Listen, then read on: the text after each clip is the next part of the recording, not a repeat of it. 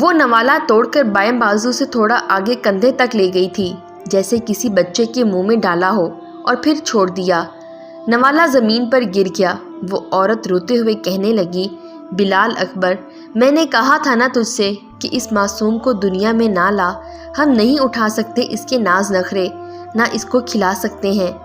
بلال، دنیا ظالم ہے اور ہم غریب۔ اگر ہم اسے کھلا بھی لیں گے، ناز نخرے بھی اٹھا لیں گے، تو بھی اس ننھی کلی کو کوئی پھول نہیں بننے دے گا۔ اس دنیا میں یہاں لوگوں کو طاقت کا خوف ہے، مگر شاید خدا کا خوف نہیں۔ یہ کہانی ہے فاطمہ بلال کی، جو کہ چکوال کی کسی دور دراز گاؤں سے تعلق رکھتی ہے۔ فاطمہ کی شادی بلال اکبر سے طے پائی تھی۔ فاطمہ کا والد حیات، جس کا نام غربت کی وجہ سے بگاڑ کر سب ہاتھو پکارتے تھے، ذات کا کمہار تھا۔ مٹی کے برتن بناتا تھا، مگر افسوس کہ وہ فاطمہ کو جہیز میں مٹی کے برتن بھی نہ دے سکا۔ البتہ اس نے وعدہ کیا کہ اب چونکہ فاطمہ کی شادی کے بعد گھر کے اخراجات کم ہو جائیں گے، تو میں مٹی کے برتن بیچ کر تھوڑے تھوڑے پیسے جمع کر کے عمرہ کروں گا۔ عمرہ کر کے واپس آنے کے بعد میں مٹی کے برتن بنانے والا یہ چٹو، جس پر کمہار مٹی کو ڈال کر مطلوبہ برتن کی شکل دیتا ہے، تم کو دے دوں گا۔ مگر افسوس کہ وہ عمرے پر جانے سے پہلے ہی دنیا سے چلا گیا۔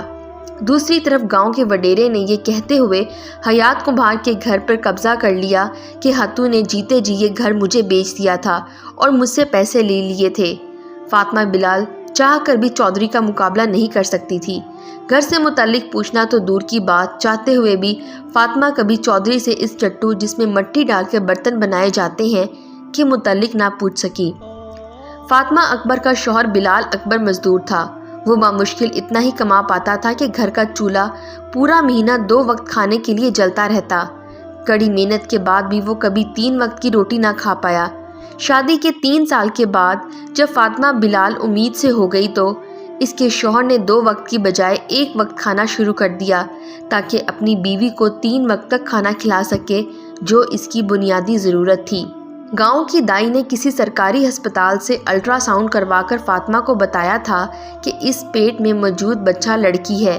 جب فاطمہ کو آنے والے بچے کے متعلق پتہ چلا کہ وہ بیٹی ہے، تو اس نے شوہر کو ابارشن کروانے کا مشورہ دیا اور کہا کہ اول تو ہم خود 2 لوگوں کے لیے بمشکل 2 وقت کا کھانا کما پاتے ہیں، اس کے اخراجات کیسے برداشت کریں گے؟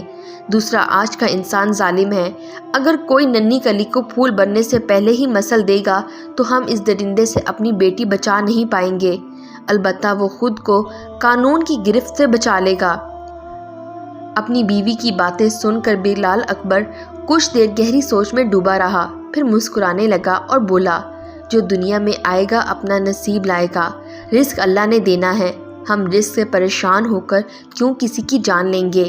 اپنے تئیں اپنی بیوی کو مطمئن کر کے بلال اکبر سو گیا، مگر اس کے دل میں بھی بیٹی کو لے کر وسوسے ابھر آئے تھے۔ خیر، وقت آنے پر ایک ننھی پری نے ان کے گھر جنم لیا، جس کا نام انہوں نے کرن رکھا۔ کرن جب 7 سال کی تھی تو بلال اکبر پر ایک زیر تعمیر دیوار آ گری، جس سے اس کی دونوں ٹانگیں کٹ گئیں اور وہ بستر کا ہو کر رہ گیا۔ تو فاطمہ اکبر نے اپنے شوہر اور بیٹی کا پیٹ پالنے کے لیے ایک بھٹے پر مٹی سے اینٹیں بنانے کا کام شروع کر دیا۔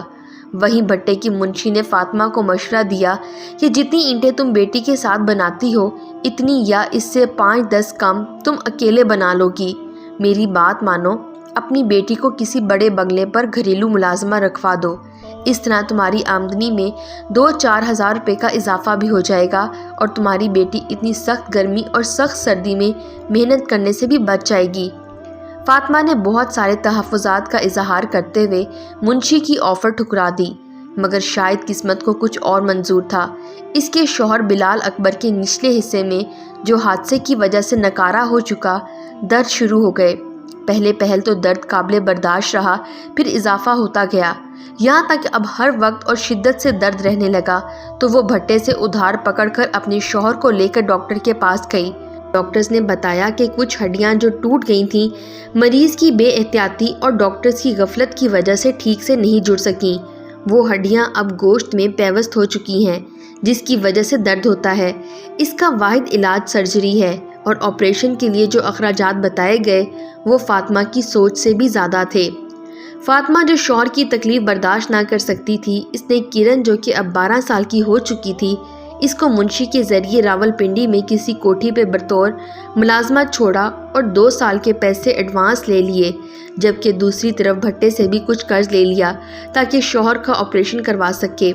ابھی آپریشن کے انتظامات مکمل بھی نہ ہوئے تھے کہ فاطمہ کی بیٹی کو کوٹھی کے مالک نے بھٹے کے منشی کے ساتھ مل کر جنسی ہوس کا نشانہ بنانے کے بعد قتل کر کے لاش کو جلا دیا تاکہ ان کے کبھی فعل کا کسی کو پتہ نہ چل سکے، اور فاطمہ کو خبر کر دی کہ اس کی بیٹی کچن میں اپنے کھانے کے لیے کچھ بنا رہی تھی کہ آگ کی لپٹ میں آ گئی اور اسے ہسپتال پہنچا دیا گیا۔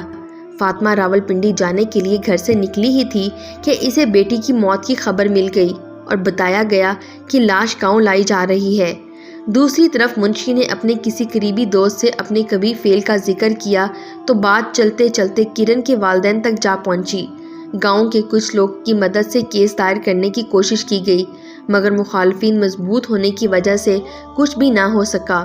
فاطمہ کا شوہر بھی اتنے بڑے صدمے کے بعد چل بسا۔ فاطمہ باپ کی موت کا صدمہ سہ گئی، شاید شوہر کا بھی سہ جاتی، مگر اپنی بیٹی کی پامال کی گئی عزت کا غم اور اذیت ناک طریقے سے قتل کر دینے کے بعد لاش کی برہمتی کرتے ہوئے ہندوؤں کی طرح جلا دینے کی مذموم کوشش کا دکھ اور تکلیف برداشت نہ کر سکی۔ دماغی توازن کھو بیٹھی۔ کسی رحم دل انسان کے ذریعے فاطمہ کراچی کے ایک فلاحی ادارے میں جا پہنچی اور وہاں وصیت لکھوائی کہ زندہ تو کیا، میں مر جاؤں تو میری لاش کو کبھی پنجاب نہ بھیجا جائے۔ فاطمہ کو جب کھانا دیا جاتا تو وہ پہلے کھانا دیکھ کر رونے لگتی، پھر اپنے آنسو پہنچنے کے بعد خود با آواز بلند کہتی ہے، بیٹی بسم اللہ اور کلمہ طیبہ پڑھو۔ پھر خود ہی بیٹی کی کلمہ طیبہ کے الفاظ کی تصحیح کرتی ہے۔ اس کے بعد نوالہ توڑ کر بائیں بازو سے آگے کندھے تک بلند لے جا کر چھوڑ دیتی ہے، جیسے کسی بچے کے منہ میں ڈال دیا ہو۔ نوالہ نیچے گر جاتا ہے تو ممتا سے بھرپور لہجے میں سمجھانے لگتی ہے کہ رزق کی بے ادبی نہیں کرتے، اور پھر زمین پر گرا ہوا نوالہ خود اٹھا کر کھا لیتی ہے۔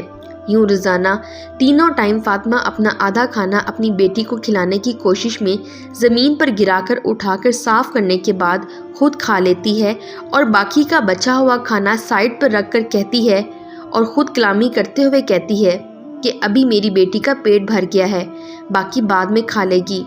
فاطمہ اکبر کی یہ حالت دیکھ کر تمام تر انتظامیہ اور وزٹر ادارے میں رہائش پذیر اہل عقل افراد رونے لگتے ہیں، اور فاطمہ ان میں سے اپنی بیٹی کی ہم عمر لڑکیوں کے آنسو اپنے دوپٹے سے پونچھنے لگتی ہے، مگر پھر بھی یہ نہیں سمجھ پاتی کہ ان آنسوؤں کی وجہ وہ خود ہے۔